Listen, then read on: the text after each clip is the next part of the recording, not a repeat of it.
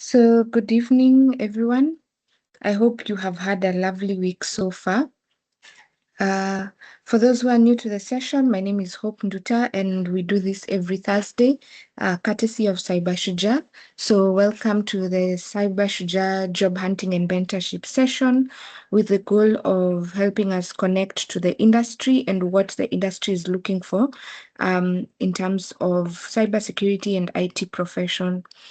So, without taking much more time, I'll just go ahead and introduce the topic and speaker tonight. We'll be talking about mastering the SOC, and with us is Wilson Njoroge, who will be taking us through this topic.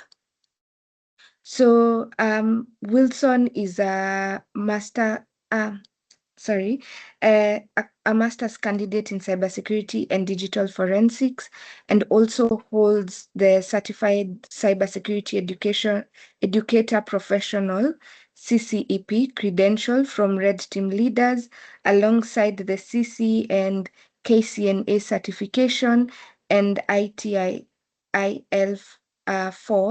So he currently works as an enterprise middleware engineer at Equity Bank and has extensive knowledge when it comes to matters cybersecurity and IT. So he is well equipped to take us through this particular topic. He will also tell us more about what he does. And yeah, we look forward to the session. So welcome, Wilson, and thank you for accepting the invite. Yeah, so thank you, Hope, and kindly confirm I'm audible enough. Yes, you are. Okay, so let me turn on my camera a little bit before I share my screen. Yes, so first of all, let me take this opportunity to thank Hope and Sebashuja for this opportunity to share, to share knowledge and experience to all all members. So I'm looking forward to having a very wonderful time, and I hope we shall learn from one another and share more insights. So let me share my screen pretty quick. Okay, so someone to confirm if they can see my screen.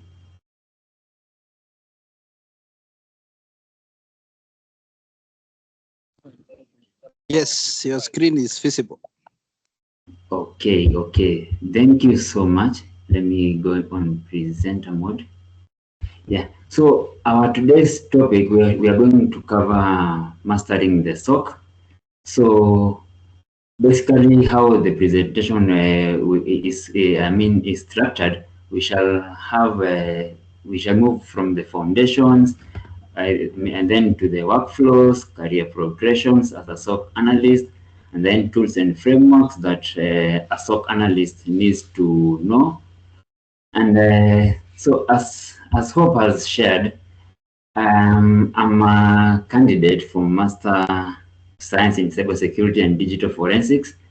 I'm taking the program at the Open University of Kenya, and I also hold certifications such as the Certified Cybersecurity Educator Professional, and KCNA, CC, and ITIL4, and many others. So on my background, what I would like to share is that I work as an enterprise middleware engineer at Equity Bank. This is more focusing on integrations and inter-system communications, and of course we also do the security part, of course, securing the the communication and the interconnection of the systems. Also, I'm a cloud security engineer because I run a series where I take, mentees or my peers through cloud security, and above or on top of that, I also do digital forensics consultancy, where I focus mostly on disk imaging. That's both the physical hard disk and on cloud environment. That's imaging and analysis and reporting. That's on the digital forensics part. So I've attached, or rather, I've included my email there, my LinkedIn and GitHub and my phone number. So moving on to today's presentation, let me start my timer so that I may know when to stop. I intend to take about 40 minutes or 45 minutes, and then we can take some questions and engagements. So on today's presentation, I've structured it into 4 modules.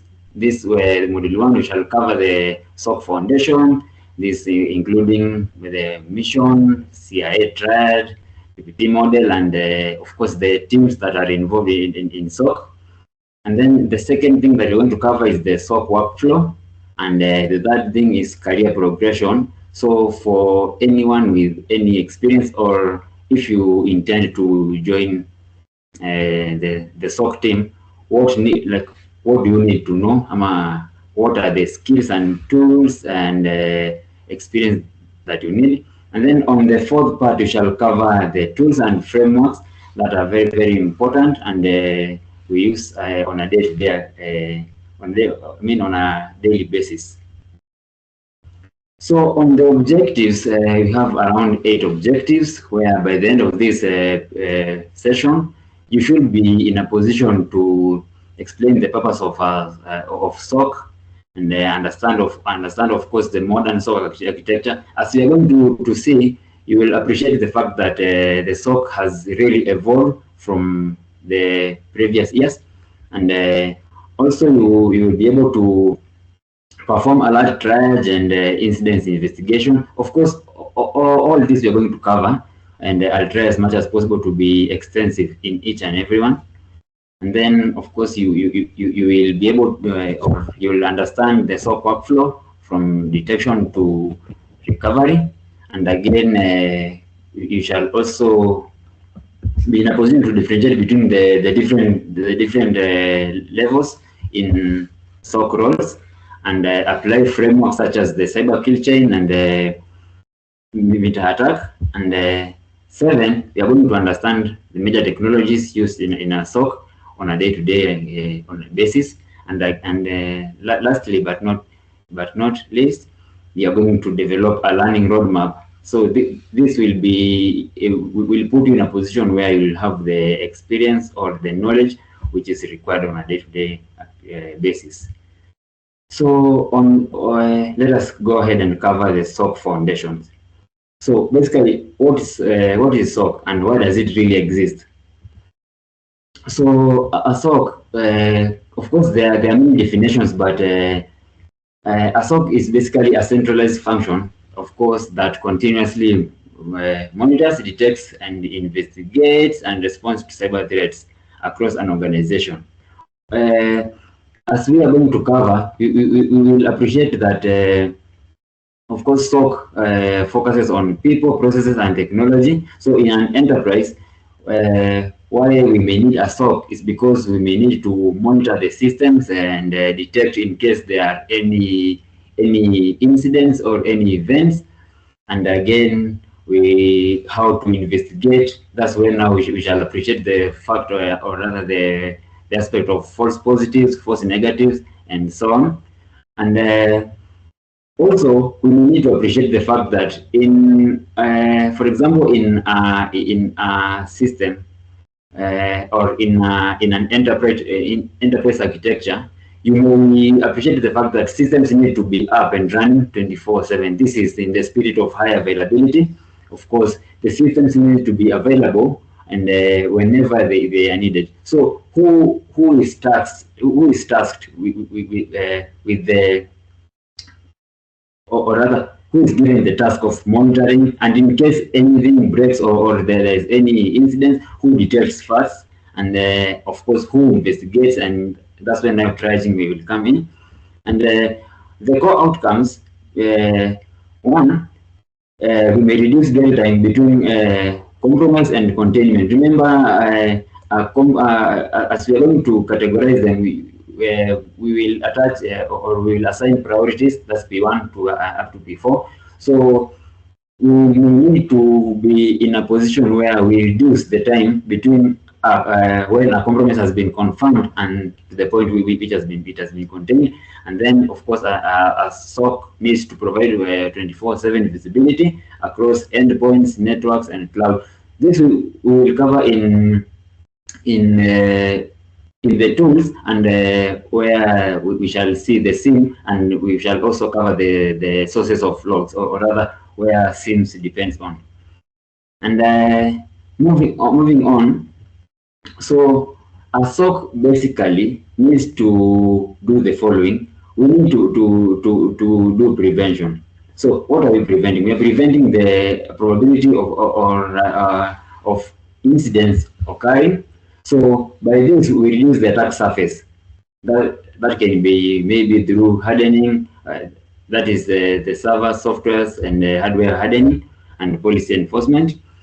And another thing that SOC needs to do, we need to be able to detect in case a malicious activity has occurred or has been targeted to your systems. We need to detect, and we need to be in a position to notice that something malicious is happening or something out of the normal is happening. And then after detecting, of course, we need to respond. This is where now containment, eradication, and recovery from the incidents is more important, and it is, of course, we need to be in a speedy manner. And we also need to improve, as we will see in the L3. That's where now improvements also happens. So we may need to observe the lesson learned in case an incident has occurred. What lesson did we learn from that, and what do we need to improve so that it may not reoccur again? And of course, there's need to report, because we need to report to the management of any incidents and that has happened and the entire process. And of course, we need to have our environment in compliance with, for example, the CBK. That's if you are working in a banking sector, we need the CBK regulations, the NIST, ISO, and PCI DCSS. So let us now look at the evolution of SOC. So what was happening before SOC, and what necessitated the need of us having a SOC, and how and where has SOC, the current state of SOC. So before SOC, we were more focusing, or rather we were reactive. This when we sorry, just give me a second. I think. Okay, so as I was saying before SOC, things were now, or rather the teams were so much reactive. So an attack could happen, and then that's when now the team comes together to try and reduce the effects. But of course, the attack has already happened. Nobody was really there to detect and monitor if or the probability of the attack happening. And again, systems were relying more on antiviruses, and of course, the technicians were really reviewing the logs manually. And as we shall see in the AI and in automation part, that with now the rise of AI, log reading and log reviewing has been very much improved by the use of AI. And so there arose a need to have a system or a solution where we may have all the logs feed into, and that's when now the SIEM deployment came in. And in SIEM deployment, we usually rely mostly on the rules. So these rules are mostly maintained or improved by the L3. And in detection and response, this is now where we have solutions such as the EDR, the XDR, so and also the aspects such as threat hunting, digital forensics, and automation, of course. And of course, we also appreciate the fact that most systems are now moving to cloud. So there arose a need of having a way to monitor the cloud environment. So that's where now we have solutions such as the Cloud Trail, Guard Duty, the Defender. These are, for example, in AWS, which is a cloud provider. And lastly, we also have the AI-powered SOC. This is where AI is assisting in investigations, automation of triages, and detection engineering, and so on and so forth. So moving forward, we cannot discuss cybersecurity or SOC or anything about security without appreciating the CIA triad.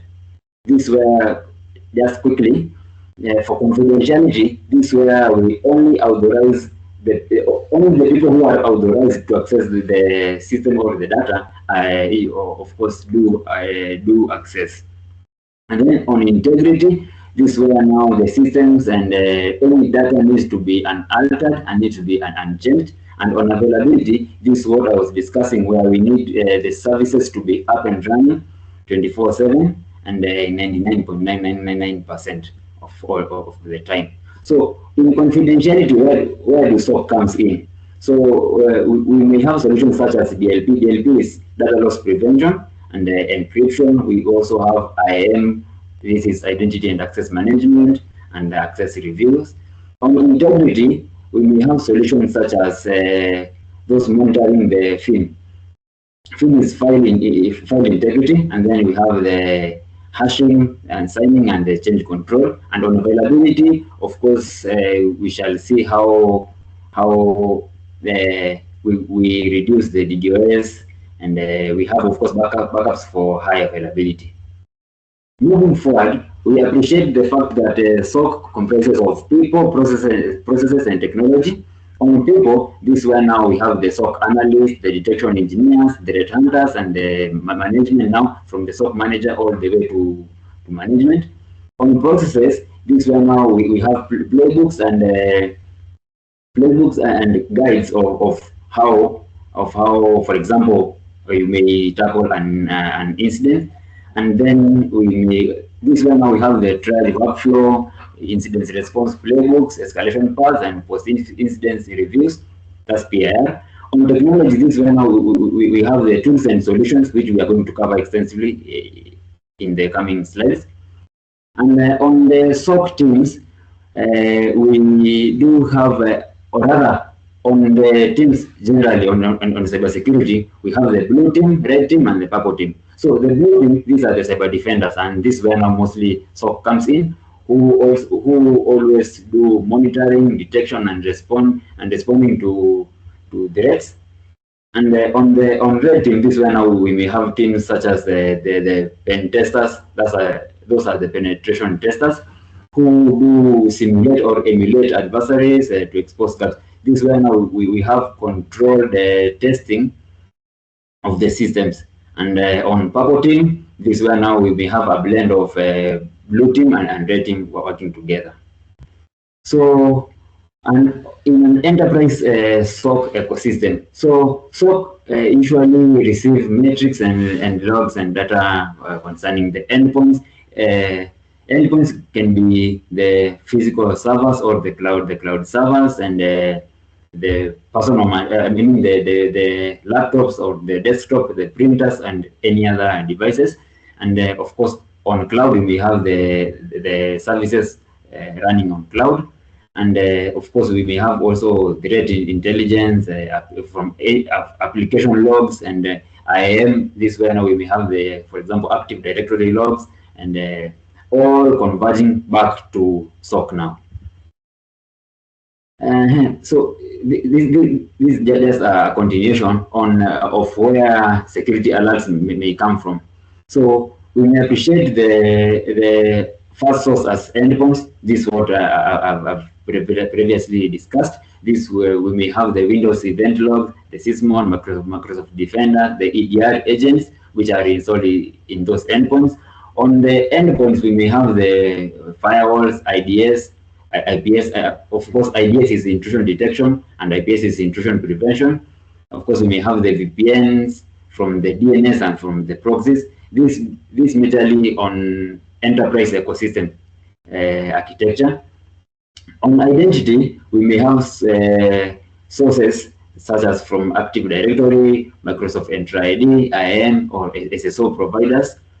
And on cloud, we may, for example, in the case of AWS, we may have the cloud trail logs, logs from guard duty, and of course Security Hub. And in Microsoft Azure, we may have Azure Monitor. And in applications, remember we usually have the web servers, DB servers, application servers, email from emails and SaaS platform. So on the sources again, we shall cover more when we look at the sources, or rather where SIM gets the data from. And ideally on a SOC workflow, the most important thing, remember, we usually do monitoring, because a system that you may not have visibility of may be having some attacks or some malicious activities, and since you are not monitoring, you may fail to catch that. So we do monitoring. And of course, when an attack has been detected, of course we do triaging. Triaging, this way now we classify whether it is a true positive, false positive, or true negative and false negative, and then further investigation usually follows, and of course the appropriate response is applied. And then if in the case of a system has been compromised, recovering from the attack, and then of course the lesson learned. And so with me here, I have a table which is covering how priorities is given. So this is just covering an example of alerts and events which may occur. For example, for you to classify as critical or P1, you may have activities such as confirmed ransomware. This is where now an attack usually encrypts your data or your system, and you are required to pay a ransom. So if a ransomware attack has been confirmed, you may classify it as P1, or active data exfiltration. Remember, data exfiltration may be more prevented by employing DLP. By DLP, I mean data loss prevention. You may have the solutions, which and again, you may also need to monitor outbound traffic from the firewall and across the network, because why would someone have to move data of a huge amount, huge amount of data to, for example, from a file server to an unknown destination? So you may classify that as P1, and the response time should be less than 15 minutes. And then on the escalation, you may involve the level 3 and the incident response manager. On the high, that is P2. For example, an example of an event that may cause you to classify as P2, for example, a successful phishing attack with a credential use. You may allocate it 30 minutes, that is less or equals to 30 minutes, and you may escalate to L3, L2 or L3. And on a medium, this way you may have suspicious PowerShell on a single host. Remember, some of the activities, for example, an admin running PowerShell commands may be flagged as an attack, but that's on a single host or wherever the sysadmin is trying to access. So you may give it less than 2 hours, and you may escalate to L1 or L2. And then on low and the information on low, this way you may have some scanning from an external IP. This, for example, using solutions such as Nmap or Nabu to do some port scanning, maybe, or some server scanning. You may allocate it less than 8 hours or up to 8 hours. And then on the info, something that you may something that we may classify as information, for example, a policy violation or a benign anomaly. So let us now cover the ticket life cycle, where every alert becomes a story. When an alert fires, it is usually captured in the SIM, so it comes in as a new ticket. So the next thing you need to do is to triage. This is where now, of course, the L1 analyst needs to classify whether it is a true positive or a false positive, or it's a benign. And then you go further to investigate. This is where you enrich and correlate. And then on containment, this is where you may do activities such as isolating the host from the network. And in case it is an account that has been compromised, you just disable the rights or disable the account. And of course, you may need to block the indicators of compromise. And as you resolve, you may eradicate the threat and recover to normal. And then, of course, you close it by, or rather, with the documents, comments, tags, and you update for the detection rules. And then, so let us cover quickly some of the aspects that as a SOC analyst you need to know. So the first one is MTTA. So this is the mean time to acknowledge. So this is basically how fast an alert, when an alert fires or when a compromise is happening, how fast can you acknowledge? And then MTTD, this mean time to detect. Of course, this also how fast we may identify now this threat. And then mean time to respond, this how fast we may contain the threat. And then the false positive rate and the coverage and the SLA. Remember, the SLA is very, very important because of the timing that we had discussed before there. So let us cover now how you classify, or in the triage phase, how you classify alerts. So let us look at the true positive. So when do you classify an alert as a true positive?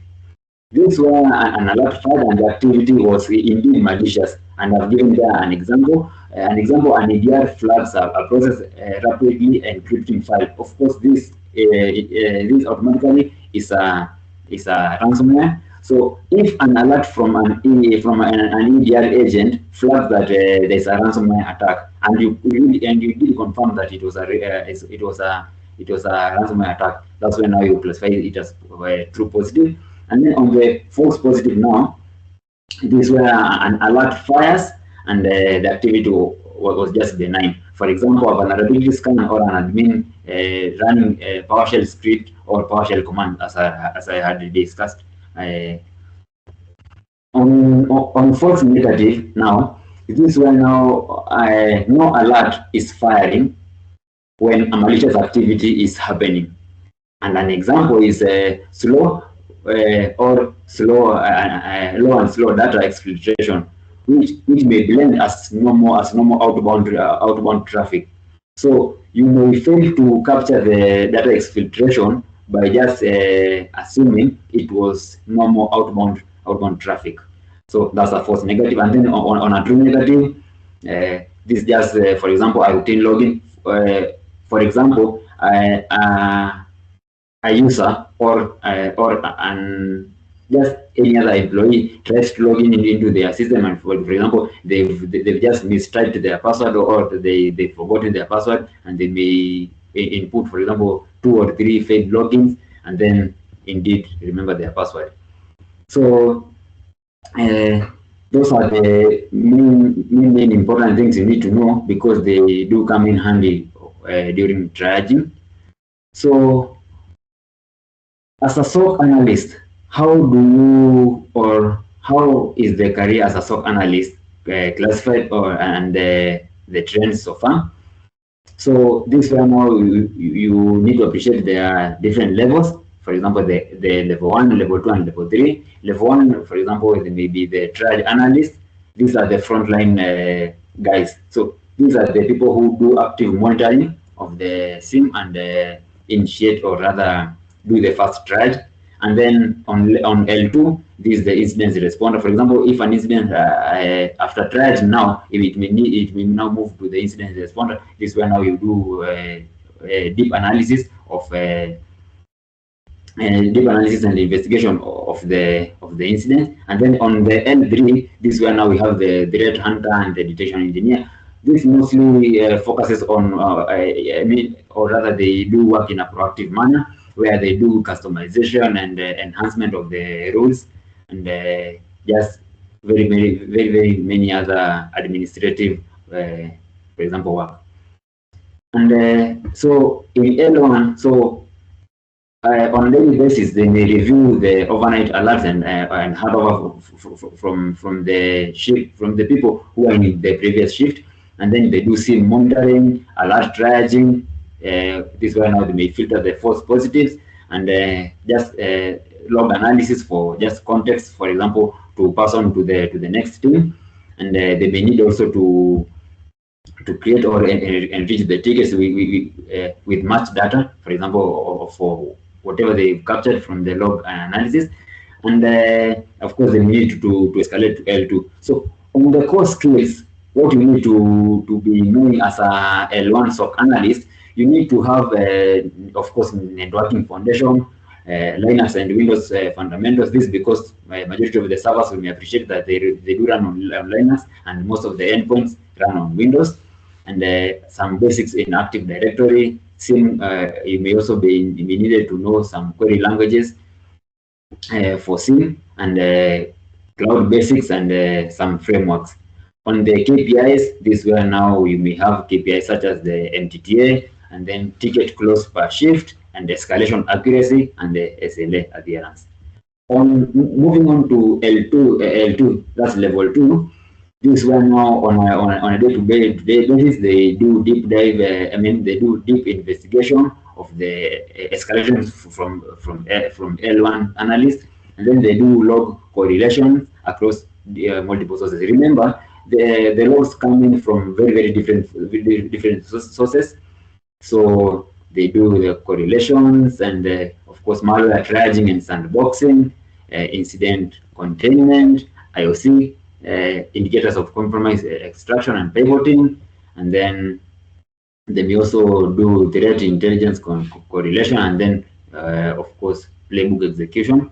On the core skills, you need to have DFIR. DFIR is digital forensics and incident response fundamentals. You may need to have some memory analysis for foundations, and packet analysis, for example, using tools such as Wireshark, and then EDR deep dive. You may need to have some knowledge on EDR, that's endpoint detection and response.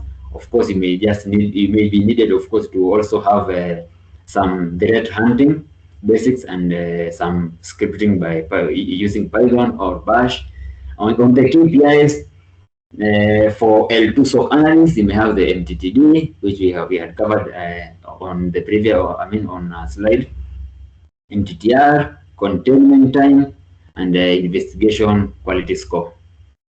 Moving on to L3, this were now as a SOC analyst, you may be needed to have some offensive knowledge. This were now some aspects of red teaming may be needed. So on the focus areas, this were now they do threat hunting hypothesis, detection engineering, and SIEM rule creation and teaming. Remember, you may need to have a rule. You may need to get a rule, or for the rules which are already there, you may need to tune so that they may be more focused, depending on whatever you want. You may also need to have some knowledge on reverse engineering malwares, and of course purple team exercises, and you may also need to have knowledge on frameworks.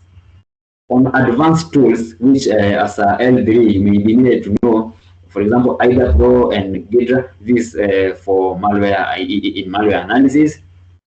And then, for example, you may need to also have some knowledge of Suricata. Remember, Suricata it can be classified in the network part, and then, for example, tools such as the atomic red team and so on and so forth. On the outputs, you need to ship detection rules into now the SIMs and the other solutions. Of course, you may need to come up with hunting reports, what you've covered. I mean, what you've been able to come up with, and then improvement coverage, and so on and so forth. So, what are the emerging roles which may work closely with SOC analysts? We may have a AI security engineer, AI SOC analyst, for example, cloud detection engineer, because we appreciate that the fact that most systems are now moving to cloud. We may have the detection engineer, the threat hunter, and then digital forensics investigator. Remember, this comes in handy in incident response. And then DevSecOps engineer and cloud security engineer, and of course having some aspect of both red and blue team. That's now the purple team, and very many other roles. Remember, whatever we are covering is not extensive, or rather, there may be other roles which are not covered here. And so let us now move on now to the tools and frameworks, which as a SOC analyst you need to know.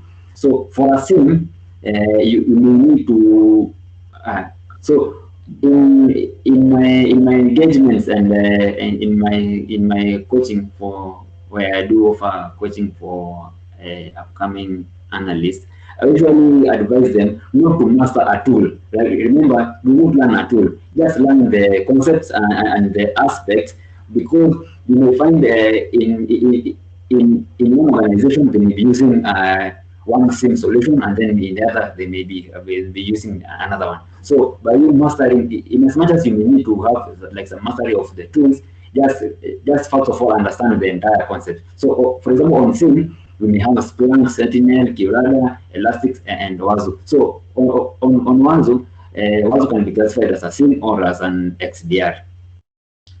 So the work of SIM is basically this where now all the logs are centrally analyzed and correlated. On EDR, remember, is mostly installed, or the EDR agents are mostly installed on the endpoints. We may have tools such as solutions such as CloudStrike, Defender, and Sentinel-1. So they usually do endpoint detection and response. Like they do detect any activity happening on that endpoint. And then on the IDS and IPS, this where we may have Snort and Suricata and Zik. This focuses on network intrusion. And then on SOA, we may have the Splunk SOA, Times, and the Cortex XOR. This for automation and orchestration. On threat intelligence, we may have the NISP, OpenCTI, and recorded future. This for indicator of compromise and adversary intelligence, remember. And on DFIR, this is digital forensics and incident response. We may have a solution on or tools such as volatility, autopsy, and very, very many others, which is now another whole field which is now emerging. This is for forensic investigations.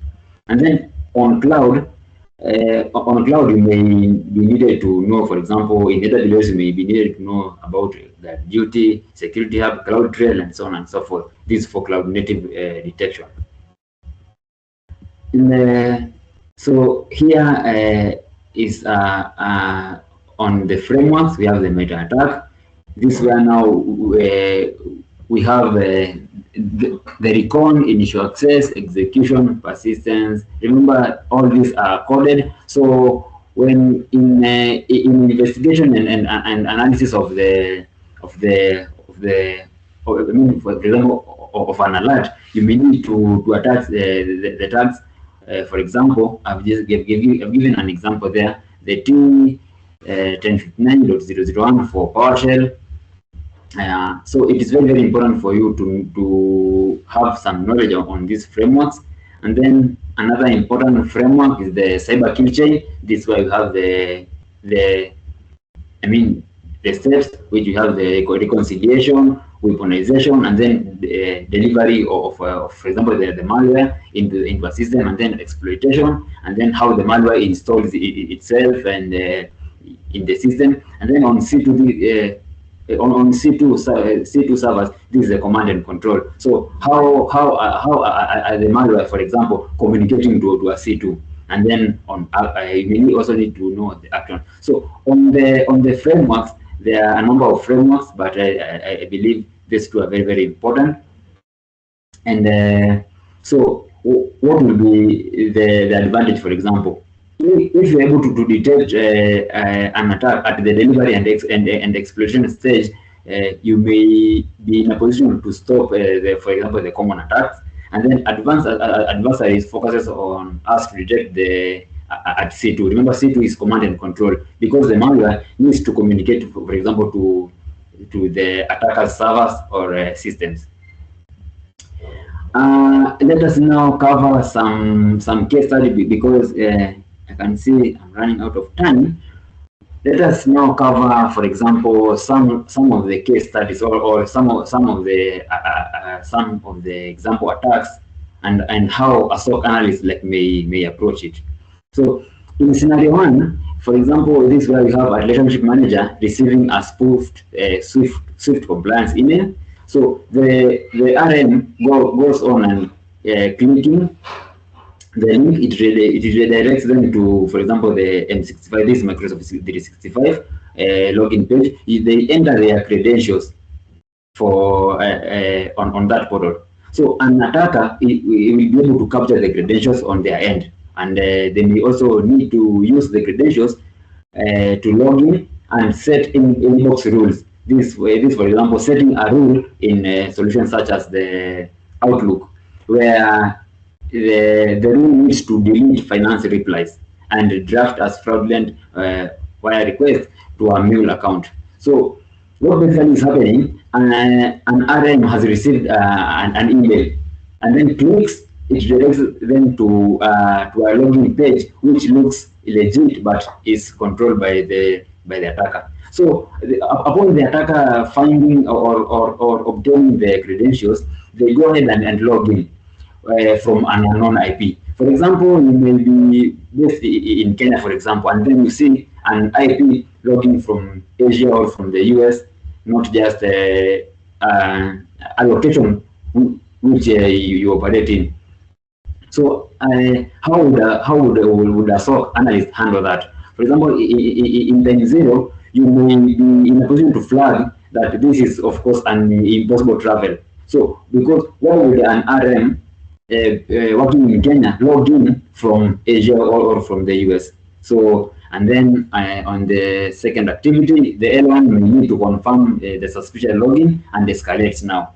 And then the L2 may disable the account and revoke any tokens which may be attached to that account. And then you may also include an inbox rule, or rather, you go ahead and you'll be able to notice the inbox rule. Remember, the malicious person had put a rule to delete some emails, and then you just remove the rules, and then you wire the request halted at approval workflow, and then of course the indicator of compromise needs to be shared with the sector or the bank peers. So that's one example. Let us look at another example here, where we may be having, for example, this in a case of EDR. For example, if you notice a user creates around 20 failed logins, and then on the 21st successful login, you see the IP, of course, again is from an unknown source. So how would you handle that? And in this case of AWS, remember the issue of public S3 buckets in cloud, for example, in AWS. So how would a signal in AWS move? For example, the guard duty may use this filter to check on guard duty, and then CloudTrail, of course, CloudTrail is where now it logs all the activities and API calls. So on Course Explorer, remember, this is AWS linked access key which is used in crypto mining. So in crypto mining, of course, you expect the cost, of course, the cost of running the EC2 in cloud, for example, in AWS to spike. So all these may be indicators that something is really not right. So as a SOC analyst, you may need to trace the API caller. This is in cloud trade. You may also need to correlate the access key ID with either the developer laptop or the laptop or rather the endpoint which was compromised, and then of course you confirm that the key exposure, for example, it may be in a public GitHub commit or GitHub repository, and then you also enumerate the instances that has been launched by that key. So on the response, you may deactivate and rotate the IAM access. Remember this IAM we covered in identity and access management. On the access key, you may deactivate and also rotate, and you may terminate any EC2 instance launched by the attacker, and then of course you apply SCP to block the run instances outside the approved region. Remember, you may have the instances running in a specific region, and then of course you may push the secret scanning to the CI. Of course, this is the CI/CD pipeline. And so lastly, on the career path or on the career advancement, which you as a SOC analyst or as an aspiring SOC analyst may need to follow. For example, you need to have your foundations right, because networking is very important. And then of course the OS internals. This is specifically how the different operating system works, and of course you also need to have the SIM basics, and this is where now you may have the fast friend detection. For you just read and practice and practice and practice, and then on triage now you may have a home lab, which you may have a home lab which you're going to practice, and you simulate the attacks, and then you triage. And then on investigations, here you may need some forensics basics and some scripting, for example in Python and Bash.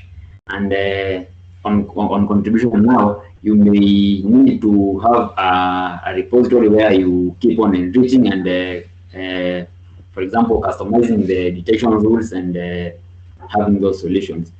So what do you need, or what resources do you now need?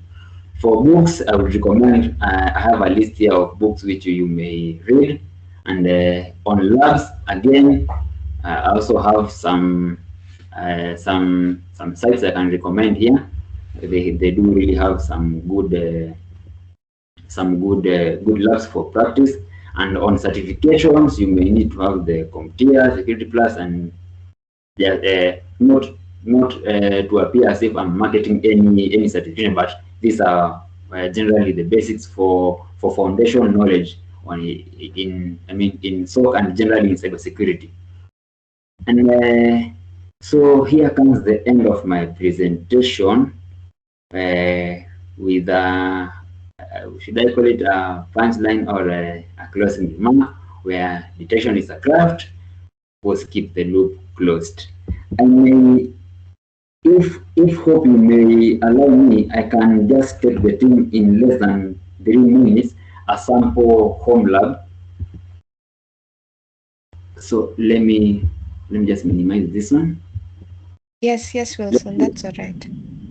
Okay, let me just take the team through some home lab and a documentation which I did for my practice and for my daily improvements.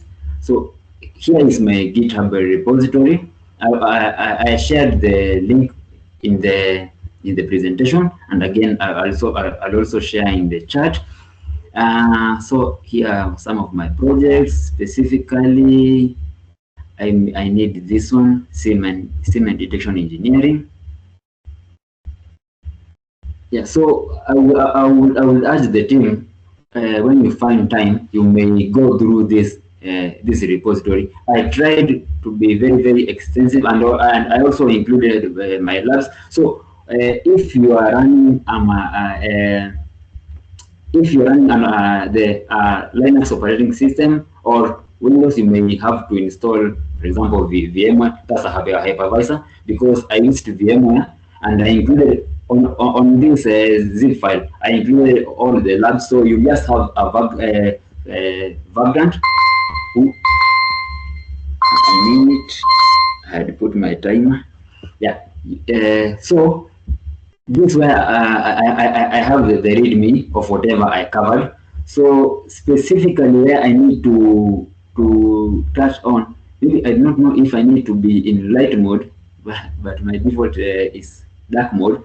Maybe I can try and zoom a little bit here. As you can see, and what I will emphasize is the importance of having your home lab. Remember, you will not go practicing in any person's systems or live system which you do not have consent or control over. So on this home lab, I had the following. I was using Kali Linux to act as my attacker or as my malicious person. And then I had Metasploitable 3, which was running on Linux. This is one vulnerable target where I had our Zoo agent installed, and I also had our Windows 11, this enterprise endpoint. I also had a virtual machine running Windows 11. Of course, I also had the agent there, and I also had the Windows server. So with this, if you are able to come up with such a home lab, you will have, you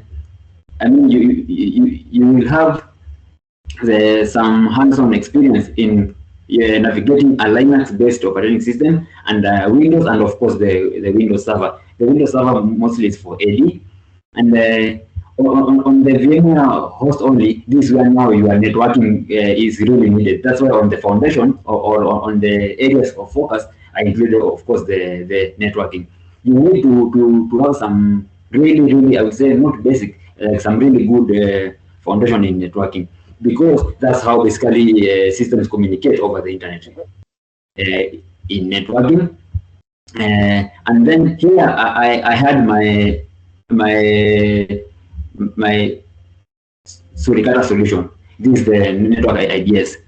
Remember, in the EDR, they usually capture events from the individual endpoints or the individual systems. But now, for example, an attack from Kali Linux into the Windows 11, of course, we need to move via the internet. This is where now the IDS comes in.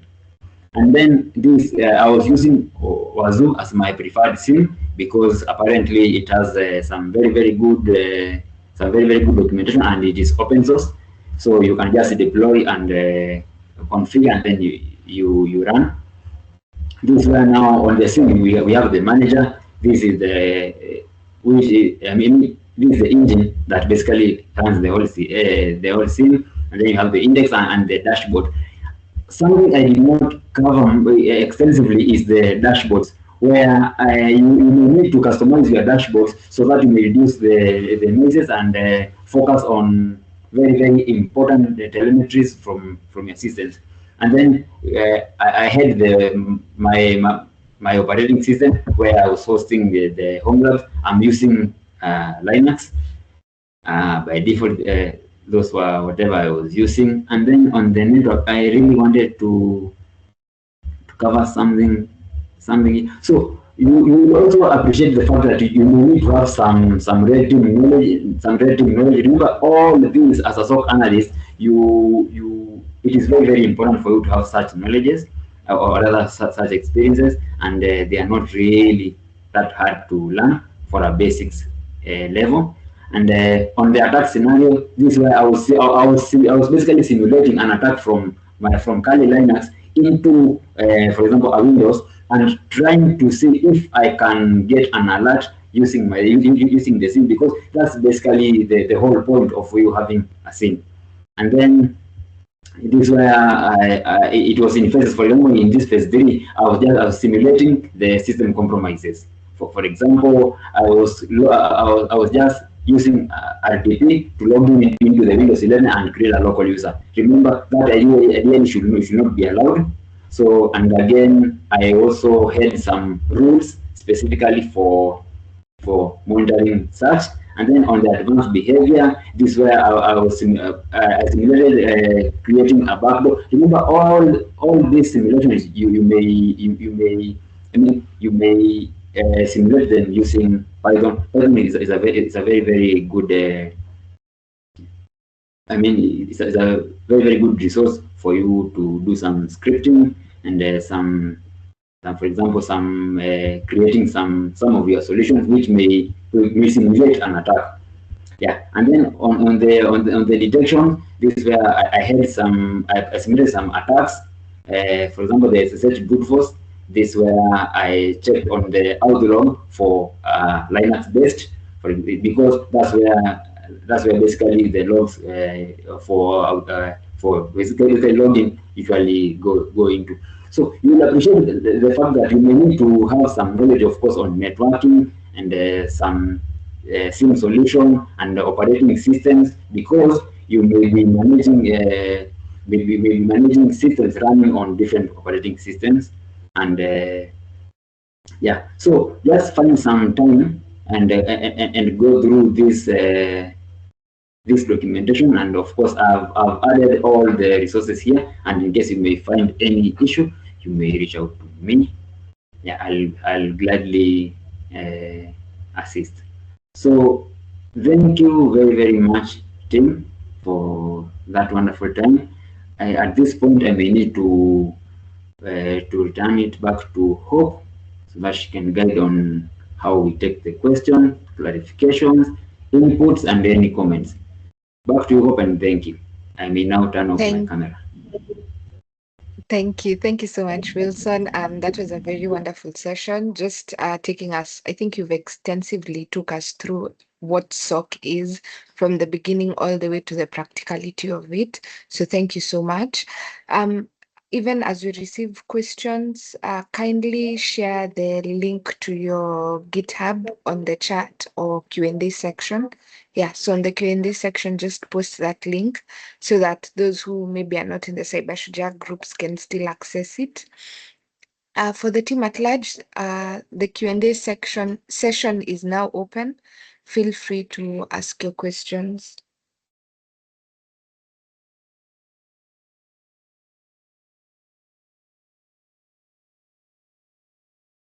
Go ahead, Peter.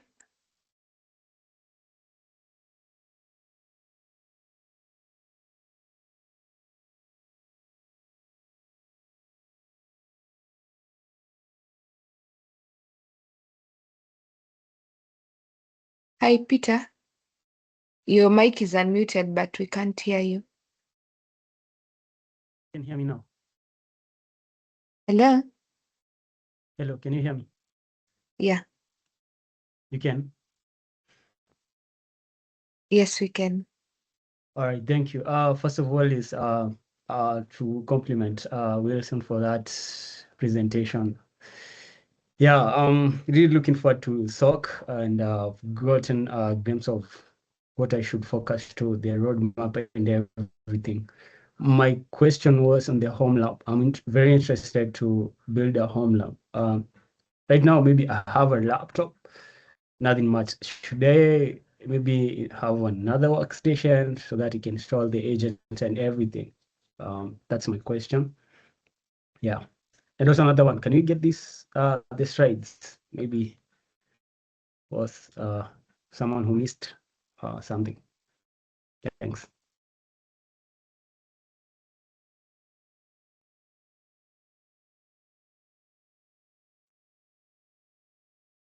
Wilson, your mic is muted.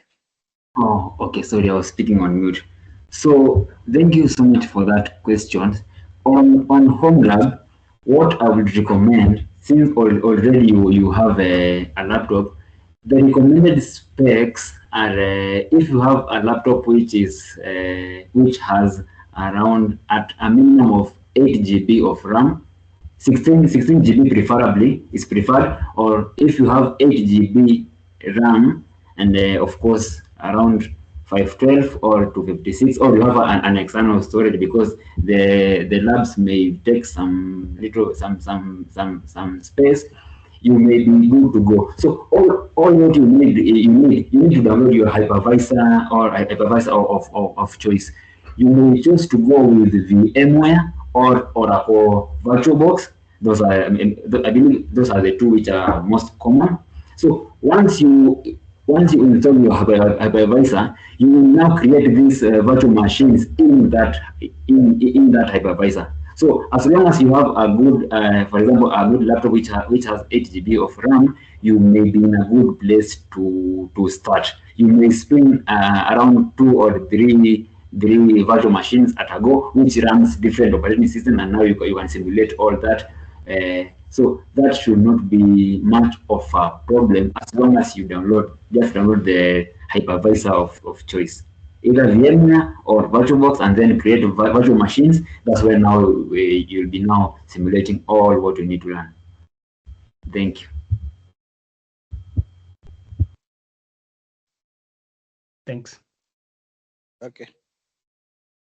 In terms of the slides, I think Wilson will share them afterwards, and also the recording will be available on the CyberShujaa YouTube page by next week latest, so you can just take a look at it there. Okay, noted. Thanks.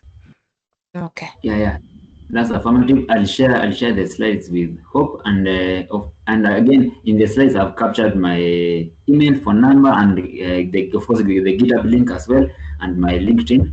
You may feel free to engage, and I'll guide further. Okay. Any other questions or comments from the team?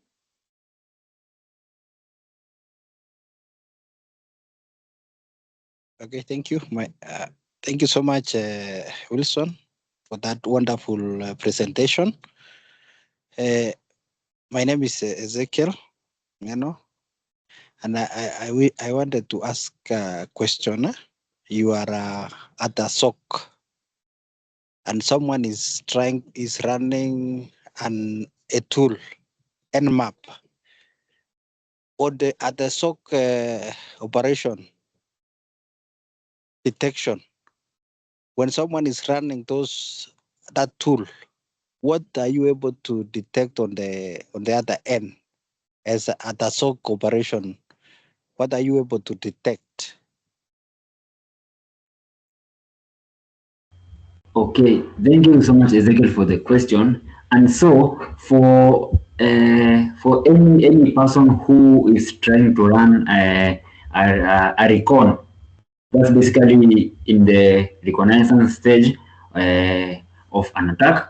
Any person trying to run a reconnaissance scan using a tool, for example, such as Nmap, you will appreciate that they usually do mostly focus on TCP ports. So, and on a TCP port, since that is connection oriented, what Nmap usually does, it usually sends some SYN, the synchronizing packets into the server, and try to see if they can get a SYN ACK. Remember, in TCP, we have the three-way handshake: the SYN ACK, and then the ACK. So if you see, or if you are a SOC analyst and you see repeated SYN flags being sent into your system, automatically that may be categorized as a reconnaissance. For example, using a tool such as Nmap.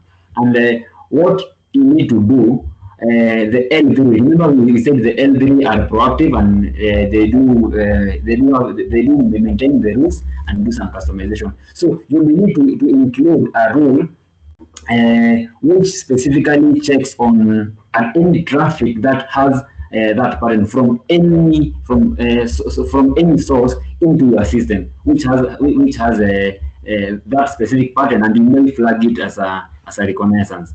And I believe you may also have some firewall rules or some mechanism of now preventing your system from returning the SYN ACK. This also applies in if someone tries to send a ping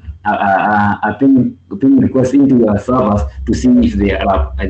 So what you need to have, you need to block the outbound routes or outbound replies for the ICMP packets. So as a SOC, you will see patterns. So you need to understand first of all how, for example, how the TCP works, and if you see repeated flags, which may symbolize a SYN attack or a SYN traffic, you may isolate that as an Nmap. Someone trying to use Nmap to scan your system. I hope I've answered your question, Ezekiel. Okay, thank you. It is an elaborate answer. And maybe, is it able, maybe at the SOC, are you able to detect the IP address that is trying to run those maps, apart from the three handshake of TCP? Are you able to detect the IP address where those recognizers are coming from? Number, maybe you are establishing a SOC operation, and you have different offices in different locations. How do you, and you want to operate a SOC at a central point, how do you establish a SOC with different regions? Okay, so thank you for the follow-up question. So yes, as a SOC, you will be able to see the IP. Remember, this is where we said the tickets needs to be enriched. For I should, if we had some good time, I could have demonstrated on a sample attack where we will be able to see the source IP. Remember, this is traffic which is coming from one host into your system. So indeed, you will be able to see the source IP of the people. But again, you need to appreciate that in most cases, you may find a person is using VPN. So in a VPN, you will see the IP of course the VPN provider, because some attackers may be very clever. And in the question of how you would ideally structure a SOC, remember, regardless of where your servers are, or for example, they can be either on-prem or on cloud. Regardless of where they are, as long as you have the solution, for example, an EDR agent installed into those servers, and in in in the deployment, you will appreciate the importance of having a group. For example, you have a group for Linux-based servers where you may just need to push the installation of those agents into your servers. So regardless of where they are, as long as the agents are up and they are able to send the logs into your SIEM, you should be good to go, regardless of the location. Because, for example, if you're having you're having your solution in, for example, in cloud, in AWS, and you have deployed your servers in availability zone, which is, for example, in the US. So how will you be able to get logs from there? Just install the agent and then have configure the agents to correlate all their logs into your SIEM. With that, you'll be able to monitor your systems. Thank you so much, Ezekiel.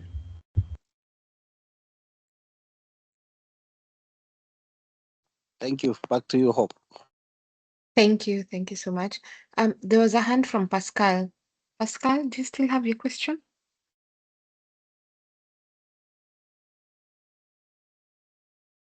Okay, we can have James and then lastly Pascal if he's still on the call. Go ahead, James.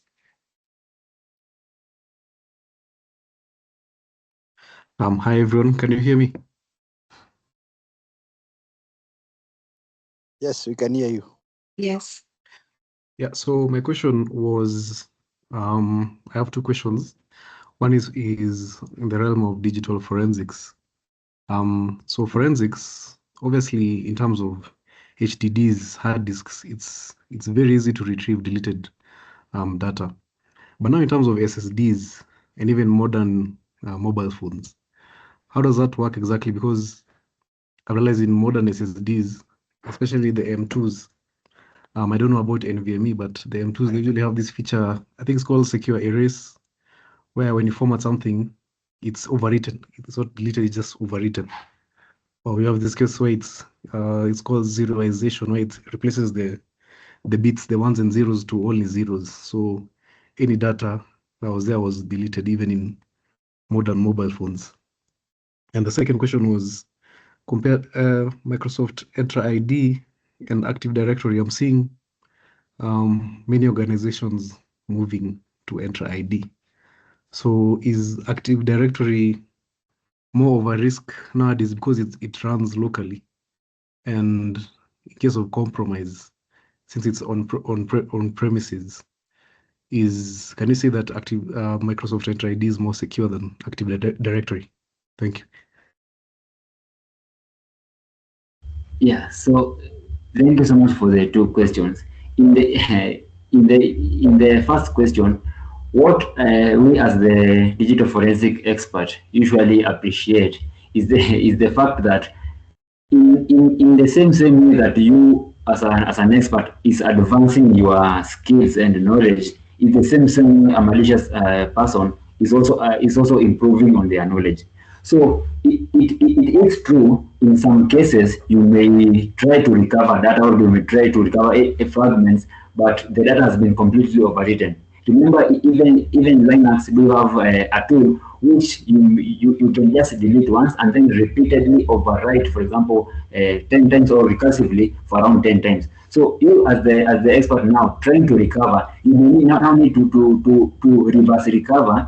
I mean, more than 10 times, and some of these tools are so much advanced, which they do recursively. So in such a case, you may find it a bit challenging to recover. So those are some of the challenges that we do face as for digital forensics experts. But what in such a case, what you may need to do, you may need to recreate, because remember, you may be in a position to recover some fragments, not the actual data, or some fragments, and you can recreate whatever the malicious person was doing. So you may find some very good insight from the recreated events or the recreated documents. But in some cases, of course, you will need to appreciate that you may find you just do your recovery and analysis, but unfortunately you just find nothing. So in a report, you'll just document how the tools that you used and how you tried recreating, and then on your finding. So it is true in some systems they may encrypt, or they may recursively delete or write the disk with gibberish data. And then on the second question, that would have come out well if we had discussed about risk, because remember, there is the aspect of shared risk and risk aversion, risk appetite. So what most organizations may be doing, they may be shifting the risks from themselves, because if you have a solution running on-prem, that is on premise, any attack or any compromise, you will be fully liable. But if you delegate, or if you shift that risk to any other solution, which you may do, basically depending on the management and approval and budgeting, which you may deem fit, you may choose to use one solution. You may just choose to use one solution compared to the other.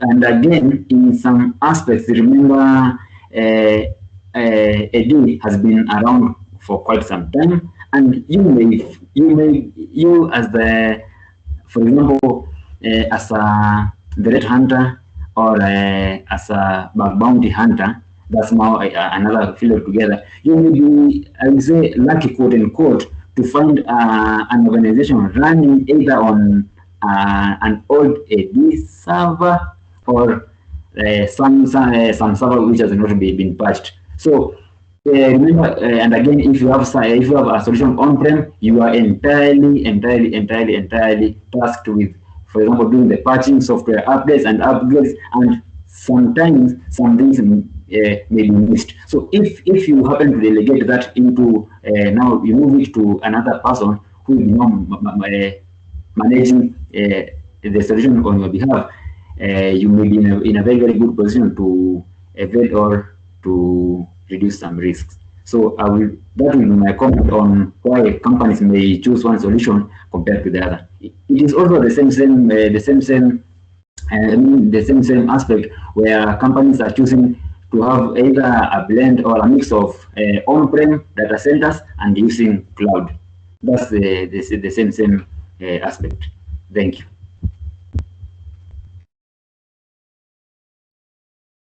Okay, thank you.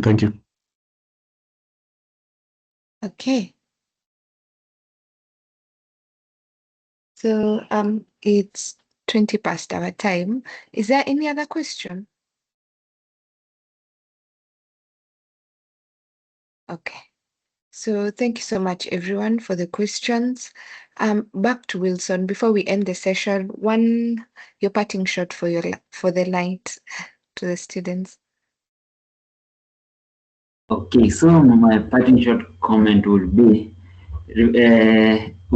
a quote which one of my mentors likes telling us, that if you have 9 hours to cut a tree, you should take the first 6 hours to sharpen your axe. So what that means is, in as much as the advanced skills and advanced aspects seem quite interesting, and every person would want to be an expert in any field, you should never miss on your basics, because your expertise and your work will be as good as your basics. Remember, all this needs to have some basics, be it on networking, on operating systems, and on how basically the processes usually run. So I would advise each and every person, and practice, and again, never practice on a system that you do not have permission, because you may be prosecuted. So just take your time and sharpen your axe before you cut the tree. Thank you. Back to you, Hope. Thank you. Thank you so much, Wilson. Thank you for the session. This was a very interactive session, and I hope we've all come out with something. Again, the recording will be available on the CyberShuja YouTube page, so feel free to rewatch and internalize different sections. Also, like, share, and subscribe on the page. So thank you so much, everyone, for your time. Have a good evening, and see you next Thursday. Bye. Have a good evening as well.